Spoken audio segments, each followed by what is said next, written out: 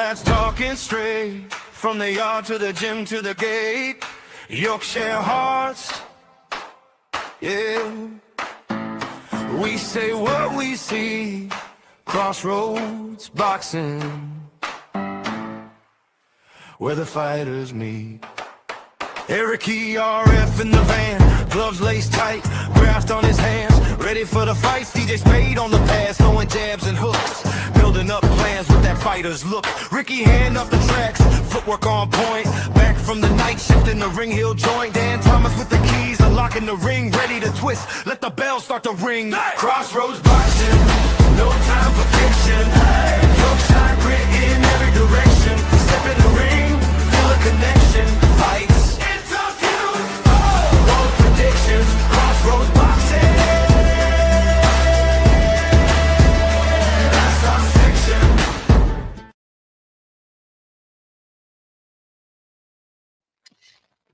Welcome back, everyone, to another episode of Crossroads Boxing. I don't like doing this intro. This is normally CJ's job, but CJ has got caught up with work. So I got left on my own, but I'm not quite on my own yet because I've got my guest. I say guest, he's more or less part of the team because he's always here and always in the chat.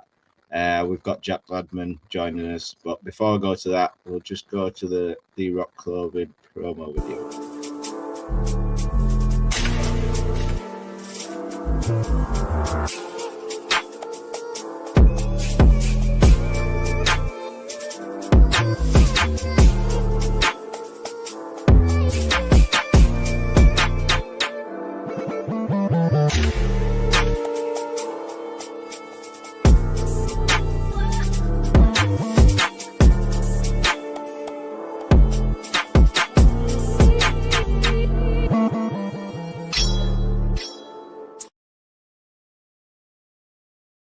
Yay. Yes, I've got Jack with me. Jack, what's up, mate? Evening. Thanks for saving the day. Thanks for saving the day because I'd have been not on talking here to yourself. Talking to myself, feeling awkward as hell. But yeah, I've tried to do you. a podcast. Right? Got fun. No, it's not. I just end up. I talk enough anyway as it is. That's why I need the crew with me to rein me in because I just go on a tangent for ages. I mean, what? Yeah, you think this isn't going to go left at some point?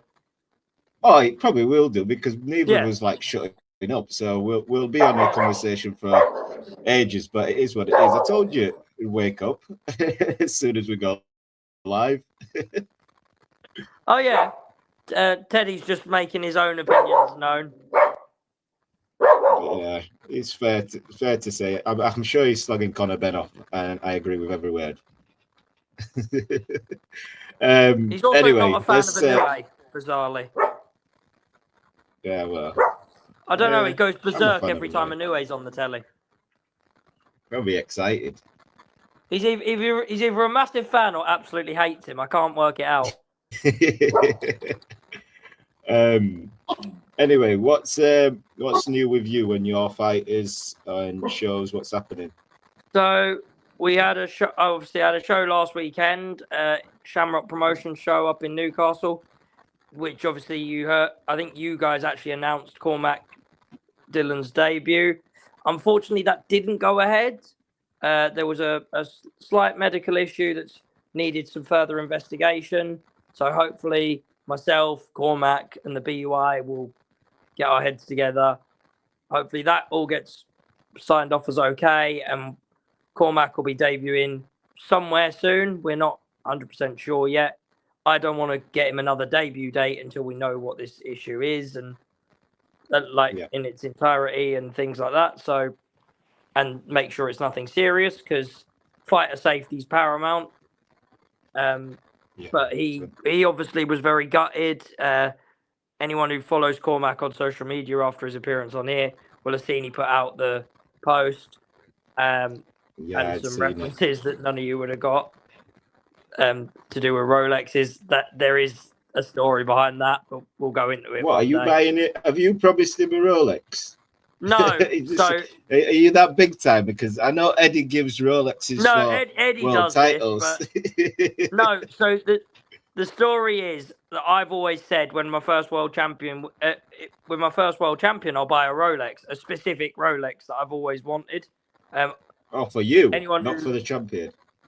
No, well, so this is where the story gets a bit weird. So I've said I will always get, and anyone who knows me knows I love Diet Pepsi. So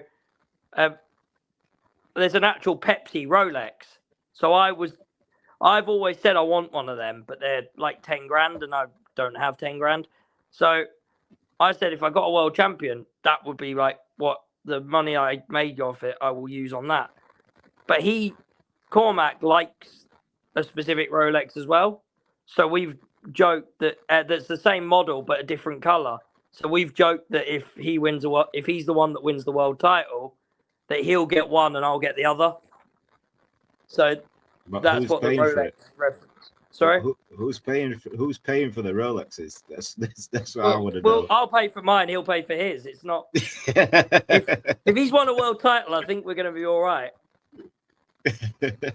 Listen, I might need to put my name on that contract with them Rolexes. You know what, right? I made that joke, and then one of my lads messaged me. Like, he asked me the story, so I told him the story, and he was like, "Can I do that?" I was like, "Right, I'm not buying them, so if you want to do that, that's up to you. Not every fighter has to do it." You're gonna end up with like 20 Rolexes, just Pepsi Rolexes. Yeah, I'm just gonna have like 3 Pepsi Rolexes. Just going. I don't. I'm about the only person in boxing who don't have one. I don't have anywhere near that kind of. Who else? Who else have you? What other fighter have you had out? And what are they doing? Recently, so Adam Heppel, his situation, he's scheduled to box Matt McCallum on April the 11th. Yeah, the 11th. I have to think about that. At Eagles Arena. So, an actual arena for the Northern Area light heavyweight title. So, that's that. Ali Sawari is still going through the board, although I've just realised I haven't actually announced him being signed. But, oh well. There you go. There's an exclusive. Yes, no. It is an exclusive. Ewan McKenzie is looking to get out in May time. We're just looking for an actual firm date for him. So if there's any Northeast promoters watching this, if you've got a date in May, send it to me. Who else? Hugh Gillespie will be out on the 22nd of March in Hull. Yeah, he's back for the 22nd of March in Hull. On a Curtis Woodhouse show. Trying to think if there's anyone else. Obviously, Cormac, the situation is, and then there should be at least one, if not 2 or 3 new signings as well. Right. Okay. When are they expected to be announced? So, one will be announced in the next few weeks. Another will be announced. Another is making up his decision at the end of the amateur season, or after the amateur national championships. And the third one, he is out of the similar gym to Cormac, so his situation will depend on approval from the BUI and things like that. Okay. Right. That's you.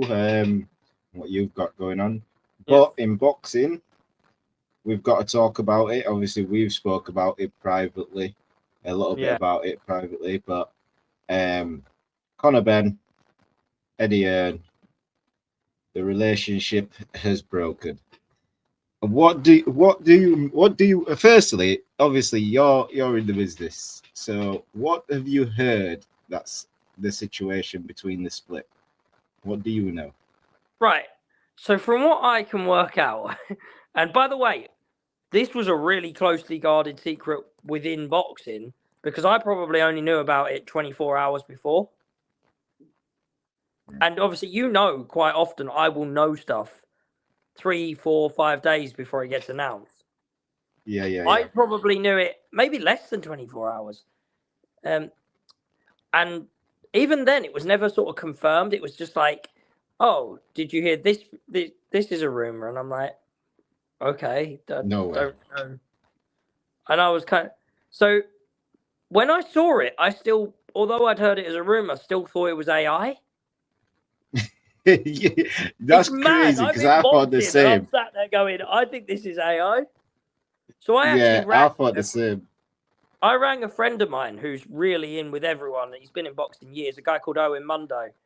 And I rang him and went, like, is this real or is this... I was like, from what you know, is this real? And he went, yeah, this is real. And I was like, he was like, I told you this yesterday. I was like, yeah, I know you said there was a rumor about it, but I didn't think that this was a genuine thing. And then, so from what I've worked out is there's some legal proceedings, which I don't know fully what they are because obviously they couldn't tell me. But from what I've been told, Eddie had matching rights on Conor's deal. The argument, now this is what me and you've been talking about off camera.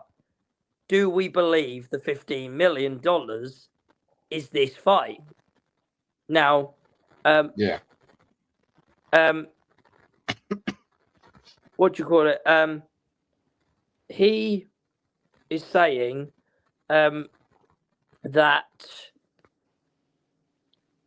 the matching rights mean that it would have to be this deal. Yeah. So, or he should have had the rights to match this fight. Well, what I also heard was that they came up with a deal, and Eddie was happy to match the original deal. Yeah. So they went back, and the deal changed to this fight being the $15 million fight. So on pay, like I've said, I don't believe they are paying him $15 million for Regis Progress. I believe there's clauses in a contract somewhere. There's a contract somewhere that on paper, this is your $15 million. But after this fight, we have the rights to whatever, and you get paid such and such. Because I just find it crazy that you're going to pay $15 million to get Conor Benn to fight Regis Prograis on your promotion. You're saying he's signed to you. But if this is the case that he's signed to you for one fight and one fight only. And it's not even under your promotion. It's under a ring promotional card. Yes, you are involved in the promotion for the card, but it's not a Zuffa card. So I've heard something about that as well. They're really struggling to get a board licensed promoter on that show. Yeah, well, the word on the street is that they've applied to the BBOC to recognize them. So whether they're trying to get someone on board. So there's a problem with that. There's a problem with that. Jamie TKV versus Richard Reactor is the issue. Because it's for the British title. You cannot promote a British title fight on your first show. It's in the board's rules. Oh. I wonder, you know what? You know what's, you know now you've said that, Jack. A British, English, or area title on your first show. You can promote what's crazy about that? Yeah.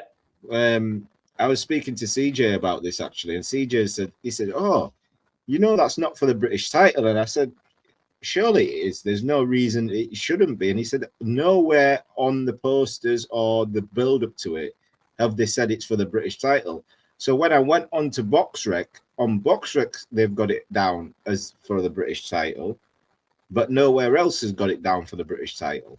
Right. Now, as there's no promoter, I think BoxRec has done it where the editors uploaded that. So I think they might have just made the assumption it's for the British title.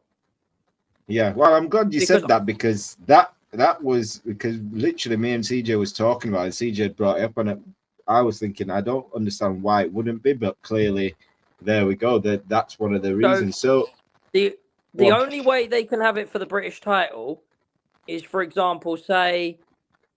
Now I know, and I'm not going to name who it was. There's this particular promoter that is that I heard was offered it, and it was blocked due to the fact that that fight promoter also trains a fighter who has who's not linked to Queensberry, but has associations that would stop that being possible. Okay.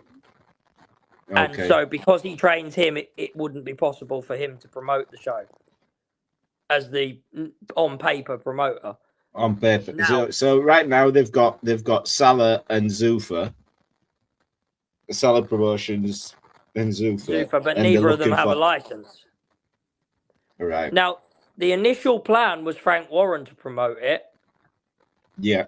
but then this has all gone like that. Yeah, because initially it was a Queensberry. It was supposed to be a Queensberry Well, yeah, because obviously Tyson's Fury's still- coming back.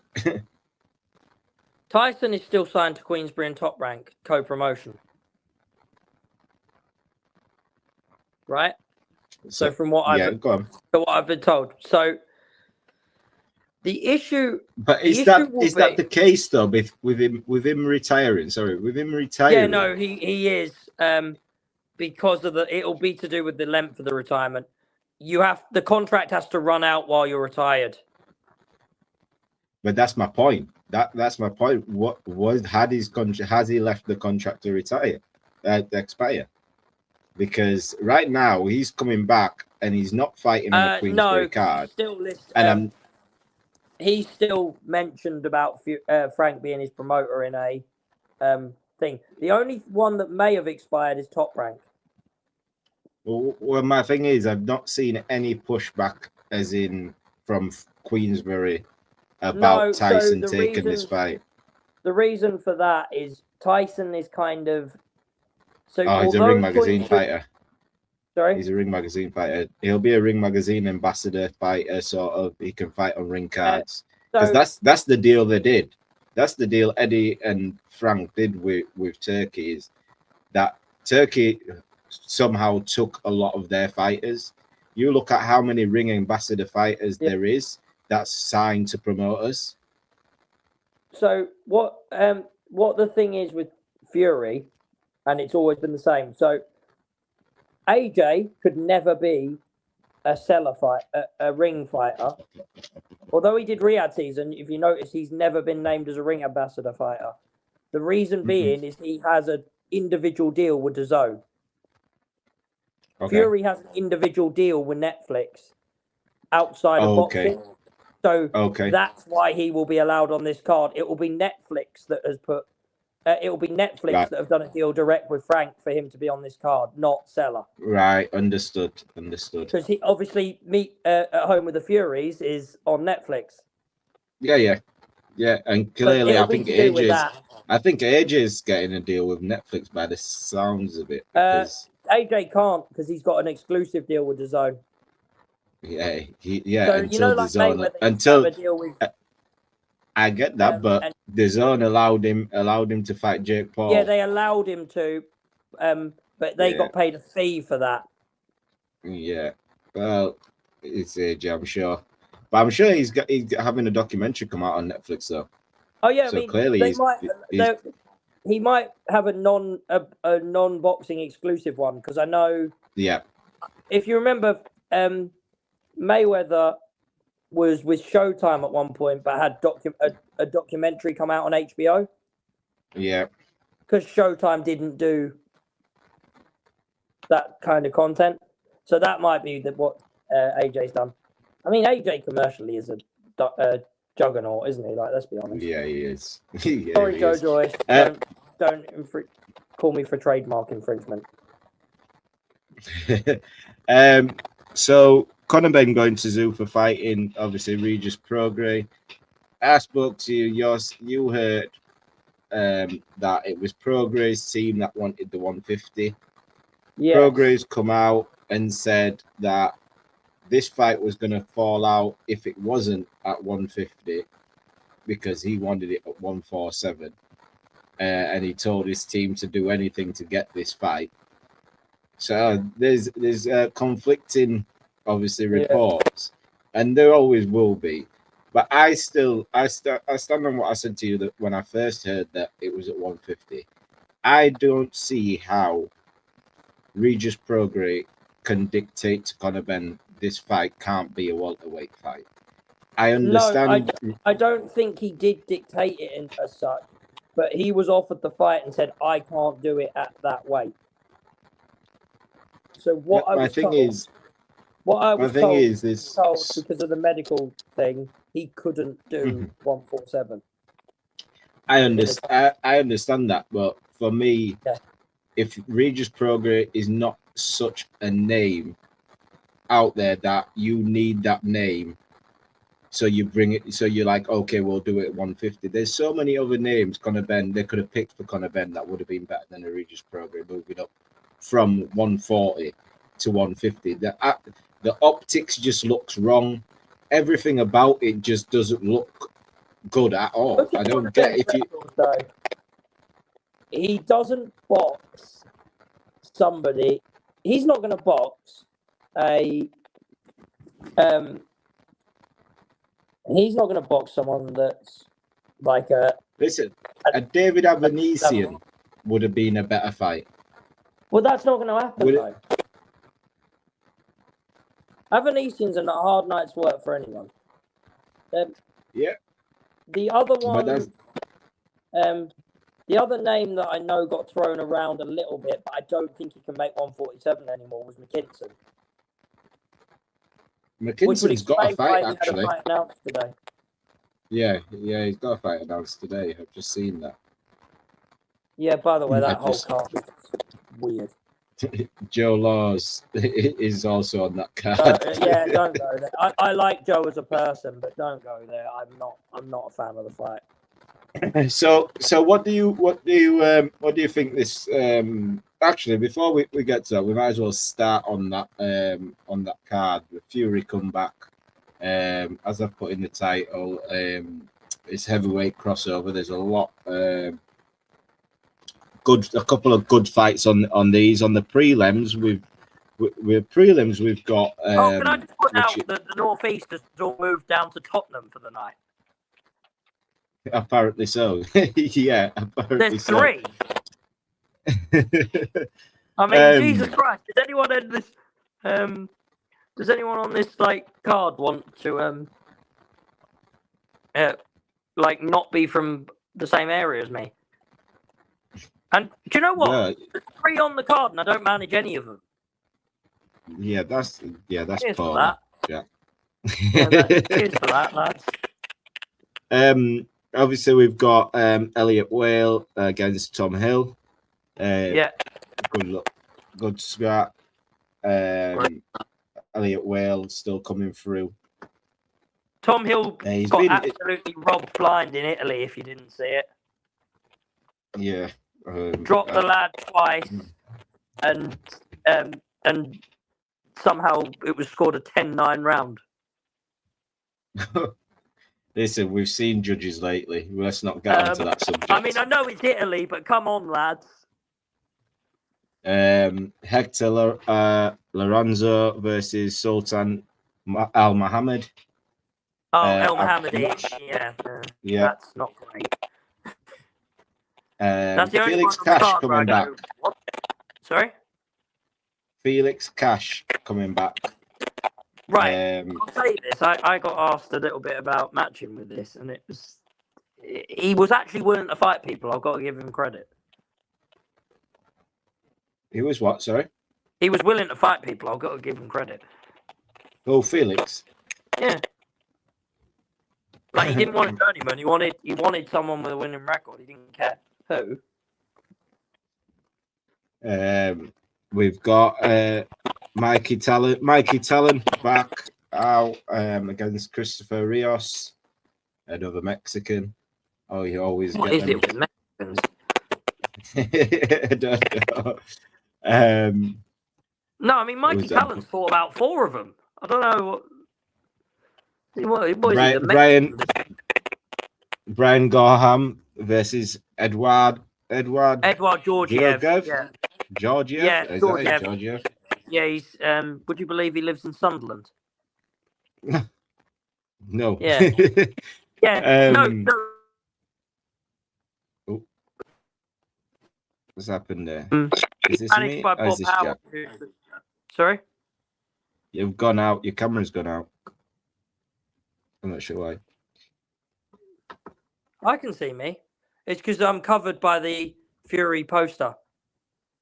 No, it'll be on mine. I don't know what's. Oh, what Oh, now you've gone away. Now we've all gone away.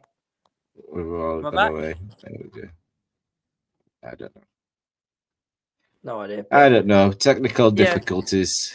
So our third Northeast member of the card, who sounds like he's from Europe. I think he is originally, but the one I wanted to talk about, seeing as I thought I'd leave it to last, Troy Williamson. He's back out. So what do you know about the situation with Troy? Because obviously he couldn't take the IBF shot against Iglesias because he had a rematch clause with Callum Simpson. What is the situation with this? Because now he's out on the prelims fighting Simon Zuckerberg. I know what you mean, but the man what is the situation? What do you know about the situation? Right. What do you know about the situation? So I don't know any concrete information, right? I haven't asked anyone, and I was a bit confused by this as well. But from what I can figure out, not just from what other people have said, I've not asked, I've not tried to, because I thought it would throw up a lot of questions if I started asking. But from what I can work out, I wonder if boxers' option is time limited, and they don't have a date within that time period, maybe.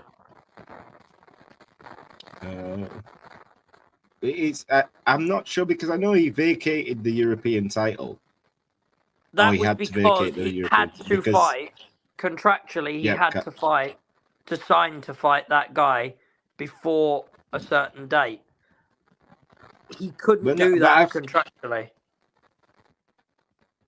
What fight? And by the way, he never vacated. He was stripped. Yeah, because obviously because of the rematch, I thought he got stripped because of the rematch clause. Because Callum Simpson, the EBU would not sanction Callum Simpson for the title to fight for the title. So he's got stripped of the title. Because Simpson should have boxed this guy when he boxed Troy. Who this guy who Troy's fighting now? No, so Simpson should have boxed the person that Troy got stripped for not fighting.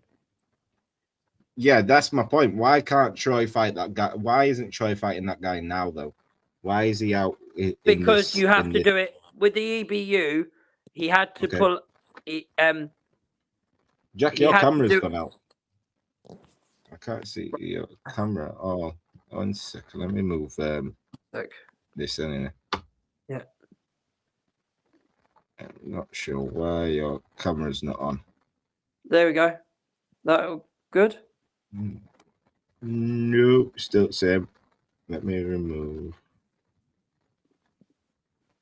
I should just back on your own. That good? No, it's just black screen. Is you? I don't know what. Why is it? It's just black screen. Okay. Anyway, not sure why. You might.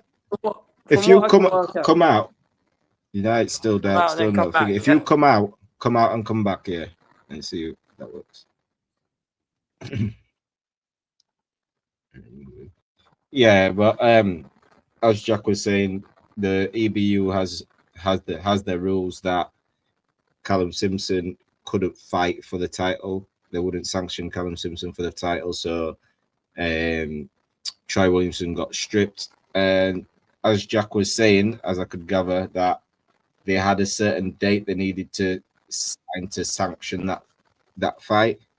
Jack's back. Let's hope this works out. Let's see. Do I have a face? Let's see. Now? Does this work? Do I have a face? Yay! Now? There you are. There you are. I exist. You're right. Here. But I can't hear you. So basically, So the way it works with the EBU is you have to There we go. I can hear you now. you have to be able to sign before a certain date for it because it has to go into purse bids. Because Right. Troy contractually couldn't go into the purse bids, that was why. Okay. That is an answer I needed because when I was speaking to CJ, we were trying to figure out why is Troy taking this fight. Why he's also got screwed over because what do you know that's happened with the rematch then? Have they pulled out of the from what rematch of the date? I haven't got. So what I've been told is Boxer may or may not have been promising fights on dates they don't actually have with the BBC. Oh God! Because I got told a date for the rematch by, well, obviously you know who it would be by. Heppel's trainer's Troy's trainer. Mm-hmm. So they gave me a sort of provisional date because I wanted to book Heppel to box on the day before it. And he went, well, we can't do that because that's the provisional date for Troy Simpson. Yeah. Then when the shows got announced, they got to a point where they announced the show after it, but haven't announced that show. Yeah, because I feel like Troy is being screwed over well and truly because not only that he had an opportunity to fight for the IBF, the vacant IBF title, which he wanted to do. Yeah. And he couldn't because Boxer decided to right, there's a slight myth around that. There's a slight myth around that. The IBF said if he chooses to accept it, they will proceed, and they're basically just gonna ignore Boxer. Unless Boxer go to court to try and stop it. Basically, the IBF are basically saying you don't dictate to us. Yeah, funny enough, very similar to what they've done to Jai Opataya. Well, yeah, we do need to speak on that. But going into obviously the main card, we have a couple of heavyweight fights I actually like on here. We've got Fraser Clark versus Justice Huni. What do you make of that fight? Fraser obviously coming off that loss to TKV. Huni will absolutely school Fraser Clark. you could have let me finish like saying what Fraser's done and you know what I mean, try to make it balanced, give a take. No, you just straight in with a Huni. Yeah, I like Fraser. I do like Fraser. He's one of those guys that you wish well for. You pulling for him, but after the TKV fight, I struggled to see how he beats Huni. Obviously, Huni coming off that stoppage, lost to Wardley, but Huni was winning just about every single. I feel like he has. I'm not sure. Oh, he might have done. He might have done. I think he boxed in Australia somewhere. Oh, okay. But Huni anyway, where we've seen it and we've all seen him is against Wardley, and he was winning the fight. He got caught with a big shot, and we all know Wardley can punch. If no one knew then, they definitely know now. Well, Fraser Clark knows. Exactly. So I believe Huni's a better boxer than Fraser is.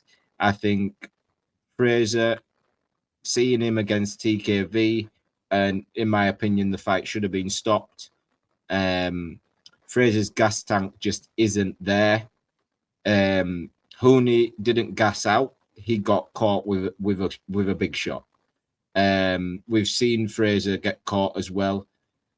I'm not sure where I've seen the clean knockout power from Fraser. I can't remember a fight of note that I've seen Fraser being able to land that big shot. Oh no, there is Gorman. Gorman? No, I was actually thinking the legend that is that boxed Okoli. No, the lad who boxed Okoli in Nigeria. Oh, Tete. Yeah, Tete. The last, no. Yeah, Ebenezer Tete. Yeah, that's the last time. Jack, come on, we're not doing that. We're not doing that. I'm trying to give Fraser a chance in this fight. Oh god, we're not doing that. Big up to Trill.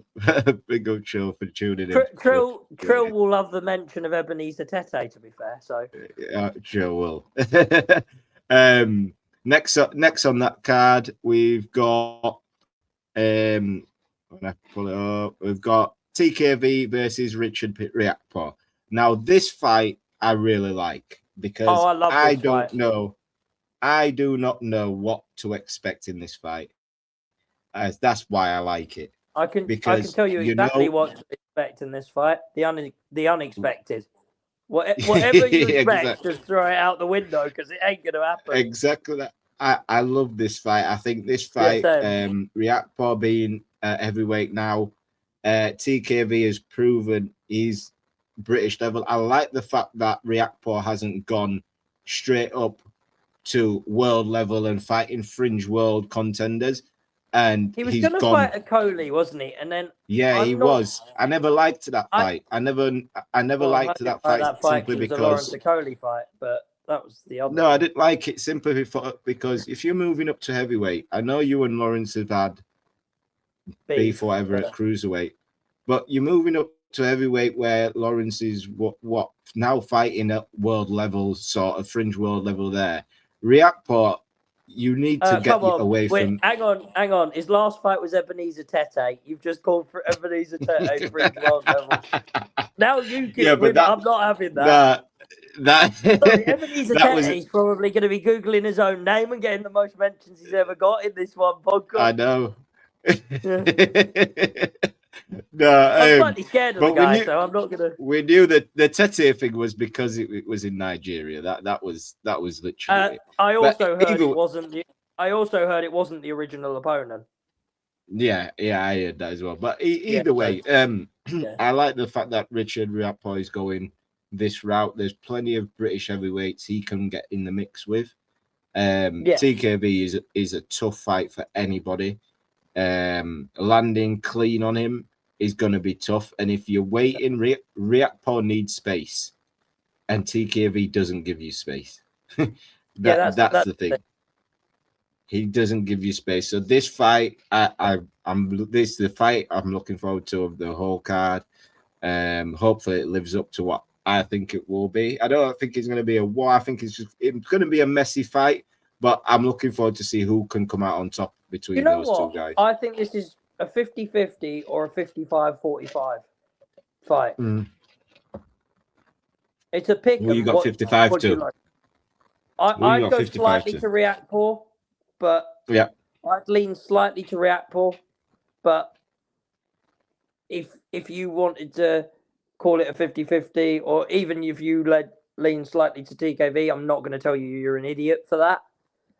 I just personally think Riakpo. I'm glad you're not calling me an idiot. Oh right, you slightly leaning towards Riakpo. No, I'm slightly towards TKV. Just because I've seen TKV in with the British heavyweights. I've seen him in there at heavyweights. I've seen him handle. So, like you said, a 50-50, I'm more than happy with a 50-50. I can't say for definite what I think is going to happen in this fight. I don't know what's going to happen in this fight. That's why I'm looking forward to it. I love this heavyweight dust up. Next, obviously, we have the amazing fight, what we all can't wait to see. Conor Benn versus Regis Progress at 150. What do you think happens in this fight? Can Conor finally get a stoppage after the scandal of the PEDs? Right. I don't think he stops Prograis, and I don't think he stops Prograis if he was allegedly on PEDs. I still don't think he stops Prograis because I think Prograis is quite a tough individual. I'm kind of conflicted in this, right? Because I know Conor's probably going to win, but I really like Prograis. Every time I see him in... The only time I didn't, wasn't that keen on him was the Taylor fight, but that's just because I really like Josh Taylor. Yeah. I think I said that to you the other day. You did. I thought he beat Taylor. I actually thought he won. You know what? Fight. I had it level, so I can't even. Yeah.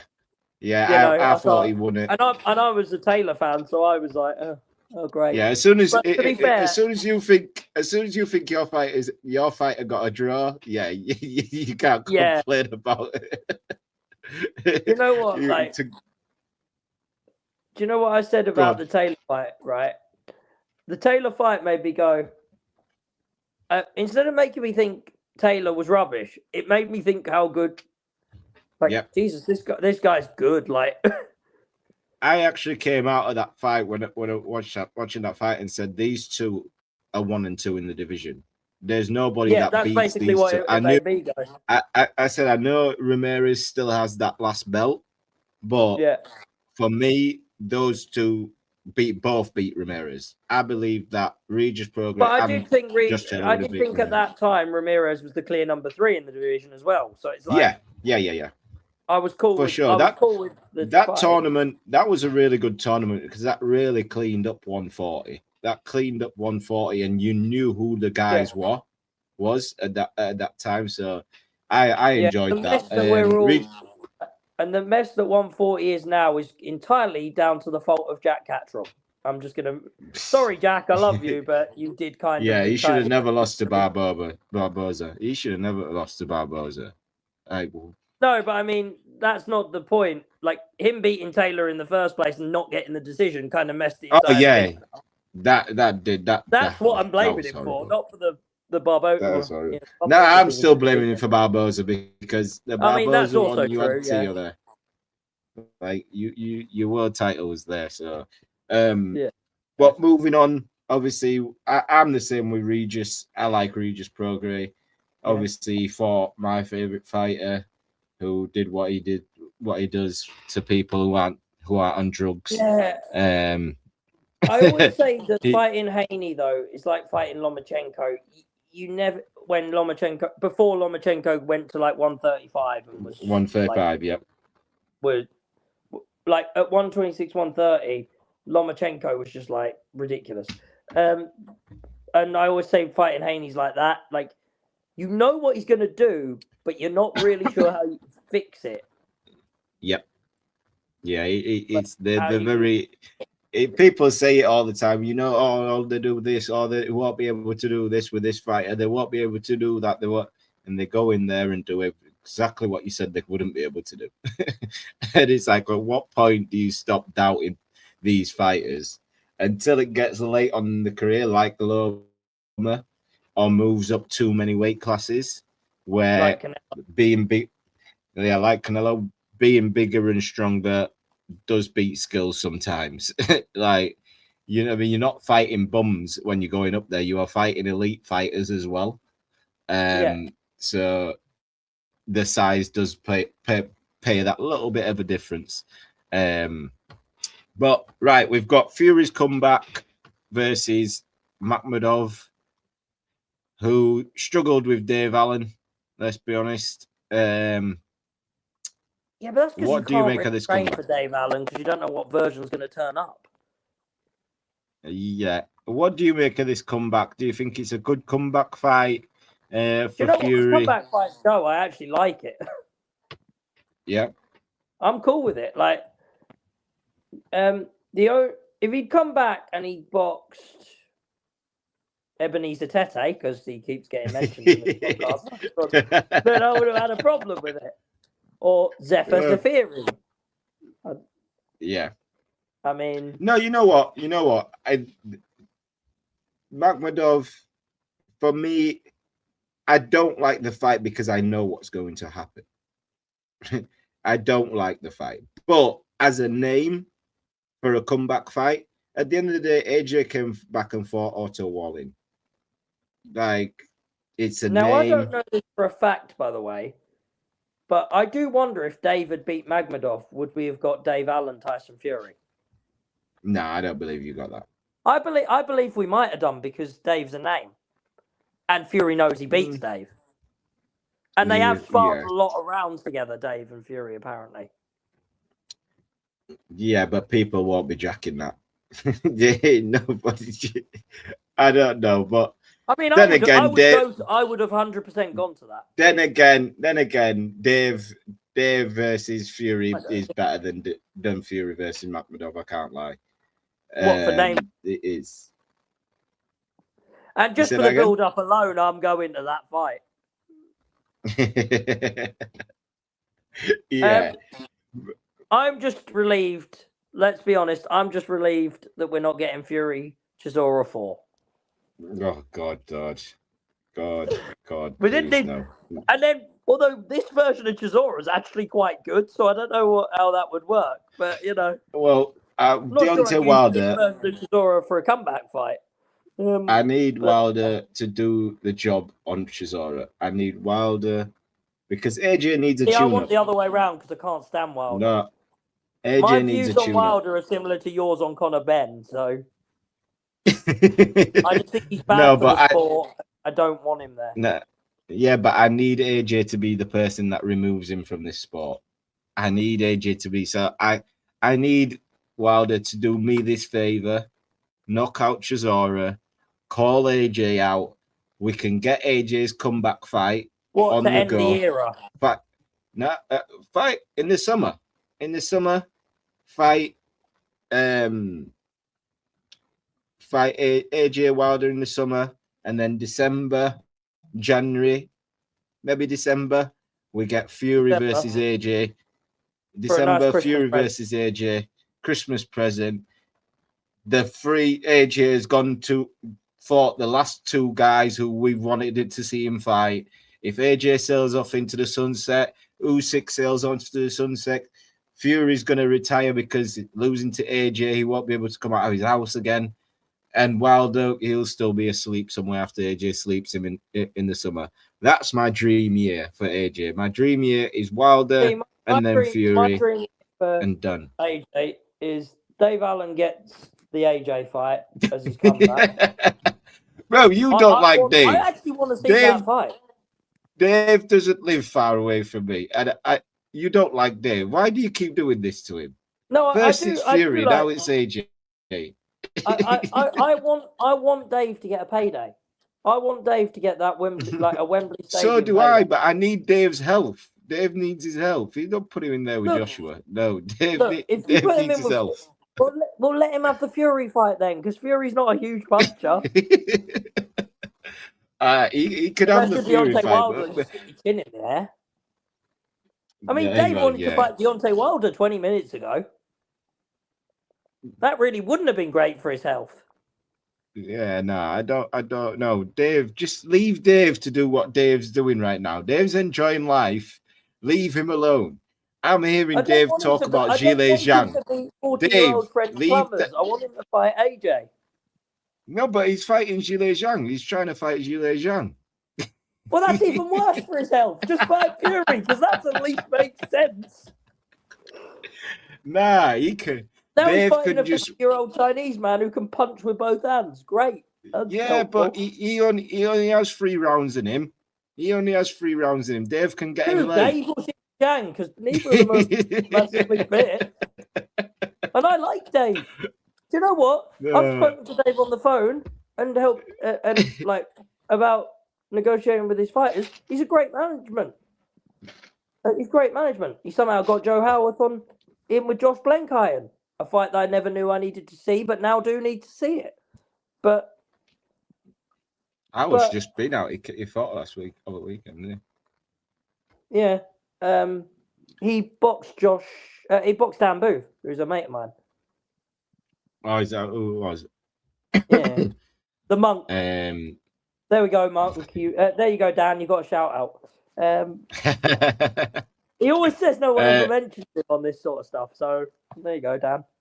There you go. Crossroads could be. I mean, he boxed Lee Appleyard, Dan Booth, so he's actually good. But what else we've got?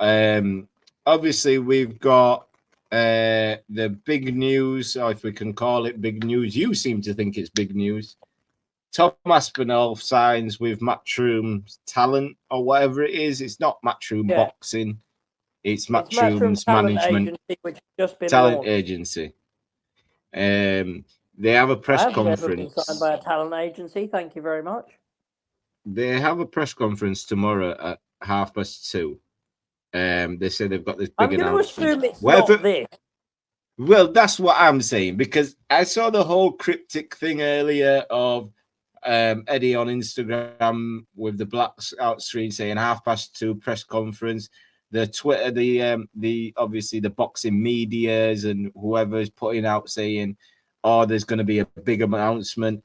And then an hour or so later, I'm hearing Tom Aspinall signed to Matchroom, and I'm like, "What the?" But it's just it's so funny because I was laughing because I Matchroom was have like, announced that Eddie. tonight. So Matchroom have announced that Yeah, I tonight. know. So that can't be the press conference. No, people are speculating what it could be. I've got a few speculations for you. People are saying, how likely do you think this is? It's an AJ announcement, fight announcement. How likely do you think that is?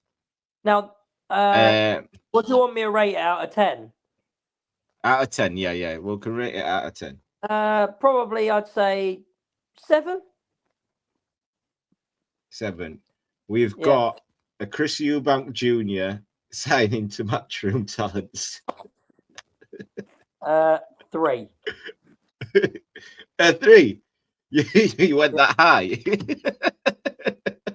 Well, I mean, he's a Eubank, so it is possible, but unlikely. Conor Benn signing to Matchroom Talent. 1. Could you coming up with imagine? these? But I can't remember the last one. There was one more, but I can't find it. Oh, there's one that you haven't brought up that I thought you would, that I've seen. Matchroom and Queensbury merging. That was the one. Yes, that was the one. Matchroom and Queensbury merging. -5. Oh, it was it wasn't. It was Matchroom and Queensbury creating their own Zuffa-like thing. That's what it was. It wasn't. I mean, I know Colin McGuigan put out a thing that it's the announcement of the IFL the IFL title and the Matchroom boxing title. You know, like the like Zuffa have got the BMF title and the Zuffa title. Yeah, so it's the IFL title and Matchroom. That's a 9. I think that's what it'll be. Yeah, the IFL title. I can see that. I can definitely see an IFL title. Cougar needs it at this moment in time. I would go and get my. I'll say this, right? Because I won't say which fighter because he's not necessarily signing with me, but I had to make him an offer. So he wanted a contract outside of the natural board contract for like commercial stuff, and I had to put in that contract major titles, like if you win a British title, European title, Commonwealth title, I get an automatic extension. I put the 4 major governing bodies. I actually had to put the Zuffa title in there in case he signs with Zuffa. Well, yeah, because in case he signs with Zuffa, and then I've got no other option. Like, unless hey, I hope you've put the IBO in there. Don't forget the IBO. Do not forget the IBO because with the IBO, as you well know, because people mentioning Zuffa, the IBO is that belt. I don't know why. Yeah, now I personally prefer the WBU to Zuffa, but that's and yes, they're back. And really, yes, another sanctioning body. Well, yeah, but they were the one that happened with the belt originally. Well, the original. True. Yeah. I prefer them to like minor ones. Anyway, that's it. We managed to do 55 minutes. I'll tell you what we haven't discussed, and I'm surprised we haven't discussed it. Frank and his suing Turkey. Yeah, I'm waiting. The reason why I didn't really touch on it because I'm waiting to see. No, I'm waiting to see what more details comes out on that because obviously there's Frank involved in that. Apparently Eddie's involved in that situation as well. No, so Eddie isn't. It's a separate law. This is what I was going to tell you. It's a separate thing with Eddie. So Eddie's is to do with whether or not Conor's matching rights were properly matched. Okay. Yeah, but Eddie has to wait and see. What I told you privately, which I'm not going to speak about on here because Frank will probably sue me. But that's why I don't want to talk about it. Yeah, that's why I can't say. You can't say too much about it. For this podcast content, I'm now getting sued by Frank Warren, but No, I like you, Frank. So don't please don't sue me. And your nephew's quite nice, so yeah, just don't sue me because I quite like. But yeah, I just thought that was hilarious. Yeah, I'm waiting to see what more news comes out on that just situation. I probably watch this back. Ricky, the fact that I didn't score the most points on the prediction league in a show that I literally matched is ridiculous. Oh, have you died? I might be on my own here. Whatever it wanted to do in this moment. You've broken up. It's okay. We're used to this. Yeah. We're used to this. Humpy Root says you don't want Frank on your back. No, you don't. Correct. You do not want Frank on your back. Frank is a gangster. I don't know if that's me or Eric, but I don't think he would. Frank is a gangster. Jack, I don't know if you're there or if I'm even on screen. I think far, but I can't hear you.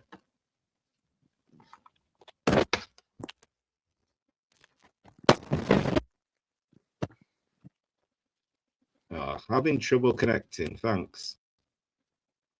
Oh, Jack's gone.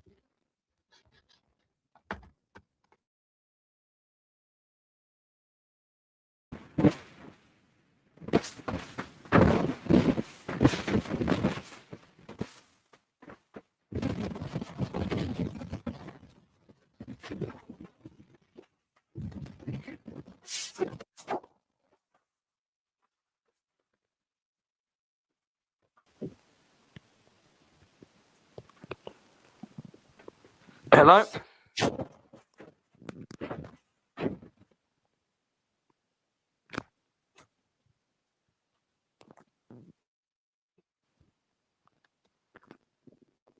Hello.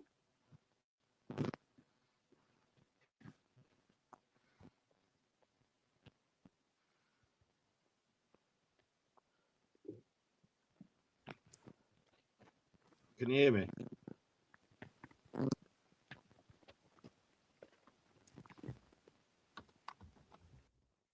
Jack, can you hear me? Oh, he's gone again. Anyway, we're up to about an hour now anyway. There isn't much else we had to touch on. Jack's going to probably try and get back in again just before we go. But yeah, that was really it. There was only me tonight. Ricky is obviously on the late shift. Can't make it. CJ and Dan both busy, so I had to try something. I don't like doing these single streams on my own. I always like to have someone to actually talk to, and Jack is back. If you can hear me, Jack, you're on mute. You're on mute. I can finally hear you again now. Here we go. Here he is. You've come back for the last. You do a great mime impression, Eric. Honestly, it was Frank Warren. We were getting so close to being sued. He just muted himself. It was as soon as that comment came up that say you don't want to mess with Frank, like you don't want Frank on your back. It's that. As soon as that came into the chat, that's everything messed up. But that's it really for tonight. I appreciate you coming on, Jack. Obviously, we speak all the time, but thanks for saving me from the awkward hearing my own voice. Ted only had tonight. A little bit to say. Yeah, he chimed in early. He chimed in with the Inoue chat, but that was it. Don't mention it again. You'll set him off. Yeah. No, but I appreciate you coming on, Jack. And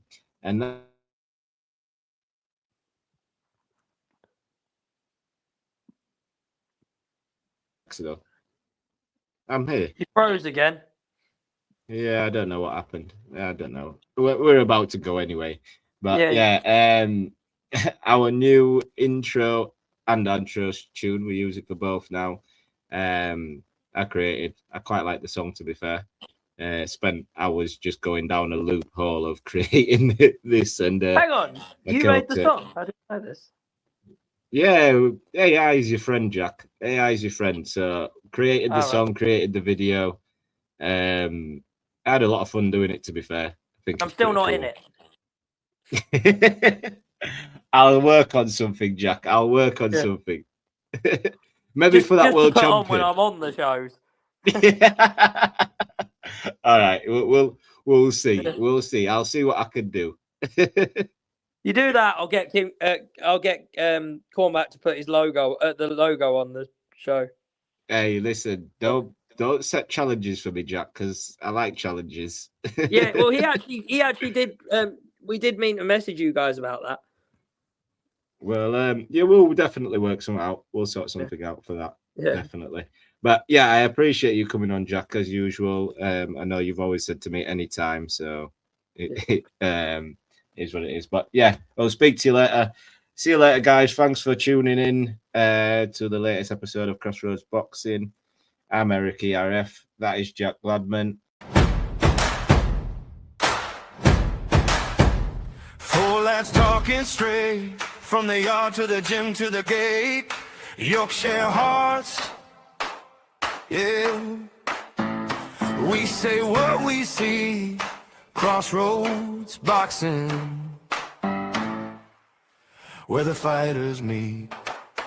Eric ERF in the van, gloves laced tight, graft on his hands, ready for the fights. DJ Spade on the pass, throwing jabs and hooks, building up plans with that fighter's look. Ricky hand off the tracks, footwork on point, back from the night shift in the ring, he'll join. Dan Thomas with the keys, unlocking the ring, ready to twist, let the bell start to ring. Crossroads Boxing, no time for fiction.